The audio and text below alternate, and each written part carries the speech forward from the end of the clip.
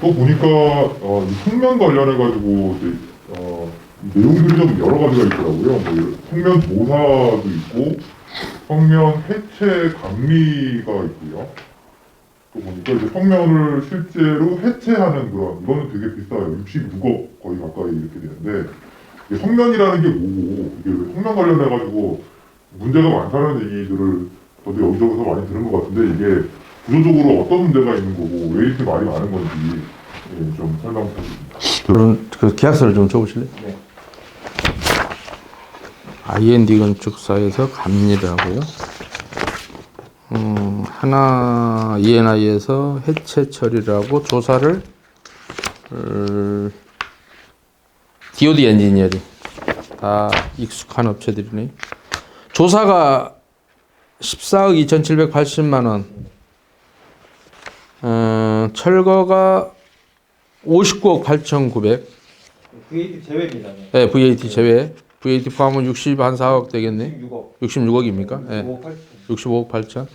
그다음에 감리가 27억. 와 어마어마하다. 27억 5천. 축하드립니다. 세 개 합치면 100억은 넘네요. 네. 답답할 일입니다. 성면 100억이 넘는 게 아니라 한 100억까지는 안 되구나. 상식적으로 그냥 설명을 드릴게요. 제가 얼마 전에 부산에 뭐 거제인가 하는 조합을 갔었어요. 그래서 보는 방법을 알려줬습니다. 올라가고 있는데 안타깝게도 이상한 업체가 붙어서 결국은 저한테 설명 듣고 뭐 저한테 컨설팅을 안 받기로 하고 이상한 회사가 붙은 그 회사도 내가 아는데 뭐 그들의 선택이니까요. 존중하고요. 보는 방법은 제가 그들한테 가르쳐 줬는데 성면 조사 보고서가 이제 나옵니다. 그런데 여러분 상식적으로 그냥 알려드릴게요. 그 조합 같은 경우는 3명이서 8일 동안 작업을 했습니다. 근데 그것도 구랍니다. 여러분 여기 평형이 몇 개나 있으세요? 3가지 평형. 자, 세대수가 몇 세대죠? 3,930세대. 자, 아주 미련한 놈이 아니면 3,930세대를 다 기 들어가 볼까요? 아니면 평형별로 하나씩만 볼까요? 똑같잖아요. 똑같죠. 최근에 인테리어를 하는 놈은 성면을 쓰질 않아요. 성면 자재가 이제 해롭다고 밝혀진 지 오래됐잖아요. 인테리어란. 그러니까 옛날에는 썼던 시절이 있을 수도 있어요. 근데 고층 아파트들 주공이잖아요. 주공이 지은 고층 아파트에 성면 아마 거의 없을걸요. 제가 알기에는. 다만 저층에 상가 있죠. 상가 쪽에 텍스 같은 경우 화장실 그 뭐 천정 이런 거 그 시절에 아마 성면 썼을 가능성이 있습니다. 그거 얼마 안 나와요.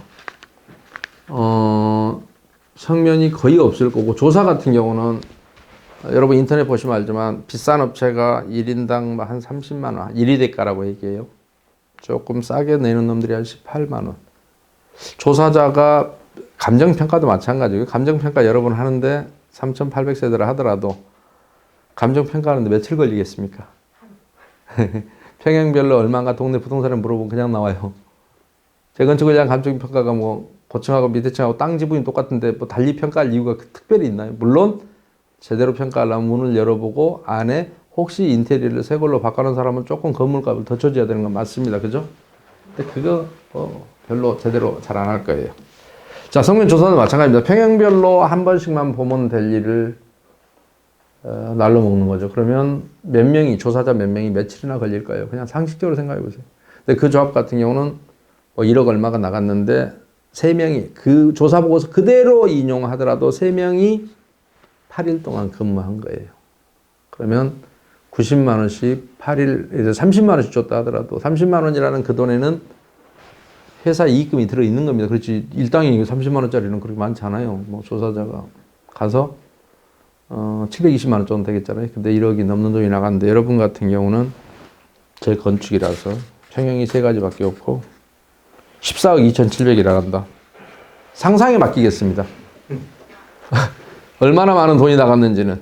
자, 그 다음에 성면 해체 조사 보고서가 있어야 됩니다. 근데 아직 조사를 안 했습니다. 왜냐하면 세상의 모든 물량은 기본이 물량 곱하기 단가 그러면 총액이 나오겠죠. 그죠?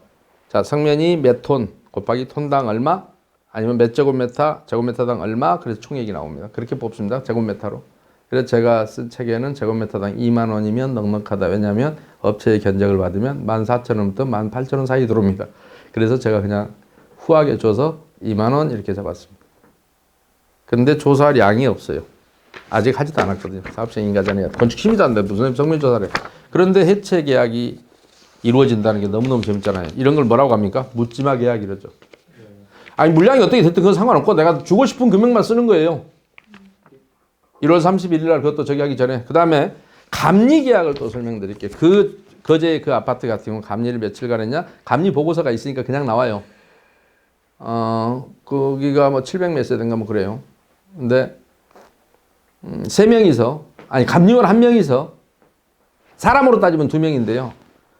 한 놈이 18일, 한 놈이 그러니까 16일, 6일, 그러니까 16일, 8일 뭐 그래갖고 24일입니다. 아무튼 전체적으로 근무 기간이. 그런데 거기도 1억 뭐 중반대 나갔어요. 1억 5천인가, 1억 5,500인가만 나갔어요. 자, 여러분들 성면을 감리하는 거는 말 그대로 감리원이 와서 근무하는 기간 동안의 인건비입니다. 감리는. 그러니까 성면 해체를 며칠 동안이나 할 것이냐에 따라서 근데 얼마 안 걸려요. 거기는 그들의 보고서 그대로 하면 24일 동안 작업을 성면 해체 작업을 했다는 얘기고요. 여러분 조합도 아무래도 성면 있는 것만 털어내면 되니까 먼저 털어내고 나머지는 그냥 그대로 부시는 거거든요. 없는 집은 갈 필요 없고요. 대신에 여러분들이 성면 조사는 그러니까 세대별로 저기지만 그 도시가스관에 이렇게 그 중간에 가스켓 있죠, 가스켓. 그 안에 성면입니다. 그거 몇 개인지 조사해서 그거 쓰거든요. 그거는 딱 잘라 갖고 가서 나사 풀어서 그 가스켓만 빼내는 거거든요. 그냥 따로 갖고 가세요. 거기서는 안 해. 날리니까, 흩날리니까. 근데 하우스 같은 데 들어가서 한다고요. 밀폐된 공간에서. 그거만 잘라 갖고 가요, 그냥. 그게 성면인 거예요. 근데 아마 아파트 내에서는 성면이 발견됐는데 이제 고층 아파트 별로 잘 안 나올 거예요. 물론 뭐 제가 다 장담할 수는 없지만 그러나 나오든 안 나오든을 떠나서 제곱미터당 한 2만 원 정도면 넉넉하게 주시는 겁니다. 그런데 그야말로 묻지마 계약을 했고 감리비가 인건비 성면을 뭐 몇 날 며칠을 철거하고 있을지 모르지만 27억어치를 사람이 와서 근무하려면 얼마나 걸릴까요? 여러분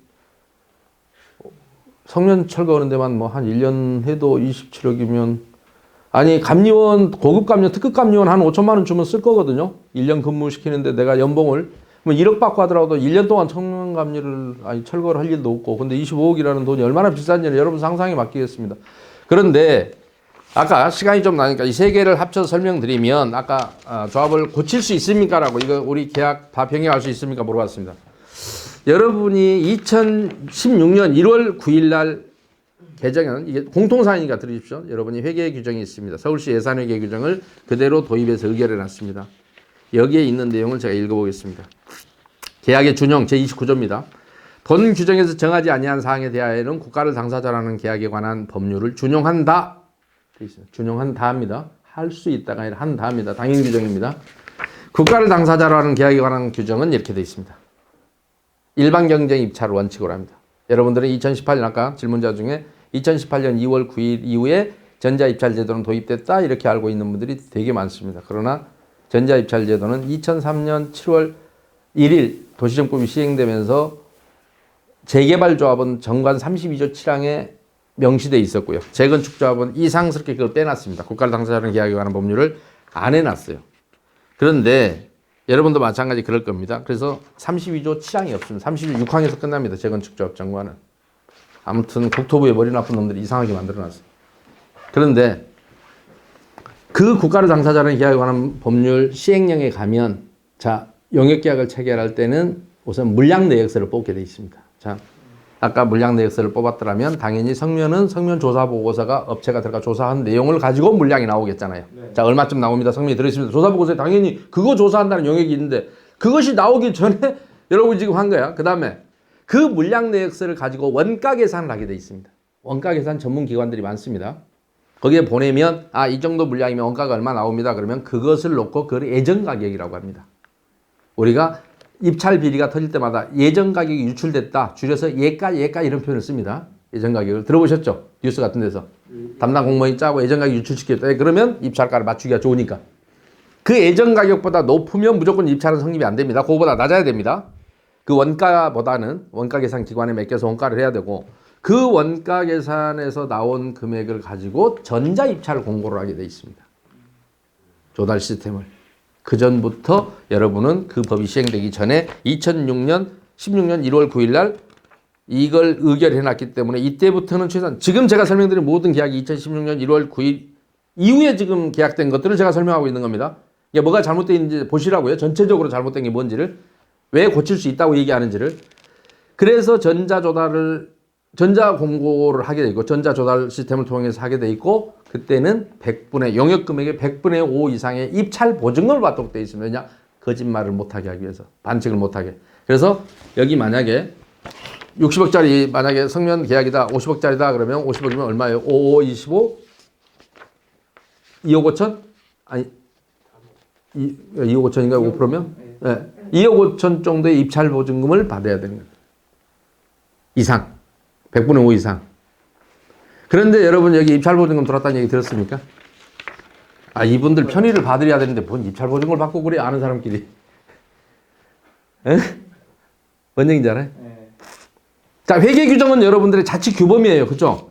우리가 지키자고 만든 거잖아요. 우리끼리의 규범이라고요. 이거 위반하면 유효할까요? 무효일까요? 무효. 당연히 무효죠. 지금까지 내가 설명한 모든 계약이 유효한가요? 무효인가요? 무효. 앞으로도 설명할 계약이 많은데 무효. 무효는 처음부터 있는 것이에요? 없는 것이에요? 없는 거. 없는 것과 똑같습니다. 처음부터.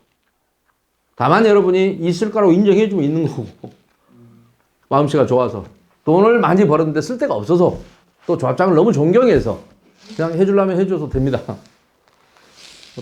돈은 갖다 찍거나 이러지만 않으면 함부로 쓰는 거에 대해서는 국가가 처벌하지 않습니다. 찍거나 태우거나 이러면 처벌합니다. 돈이 많아도.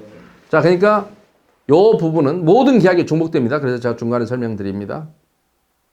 무효입니다. 기억고. 그래서 지금까지 원가 계산을 하나도 안 하고 했던 모든 계약을 여러분 앞으로 묻지마 계약이라고 부르시면 정확한 표현입니다.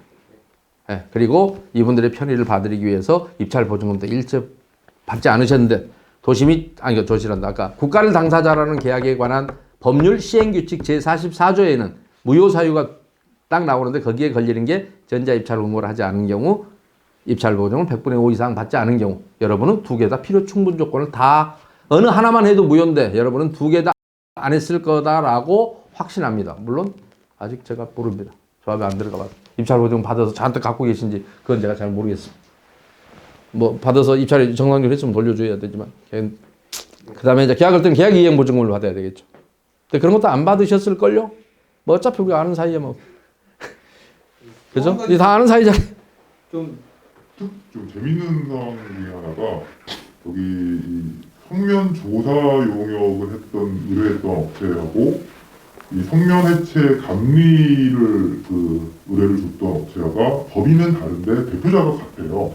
같은 사람인 것 같거든요. 원래 같이 못하게 되어 있습니다. 여러분 생각해 보십시오. 조사된 대로 해체가 돼야 되고 해체를 제대로 하는지를 보려고 감리를 하는데 감리와 해체가 같은 놈이라면 조사와 저기 같습니까? 예, 조사하고 감리가 같아요. 조사하고 감리가 그거는 가능한 건가요?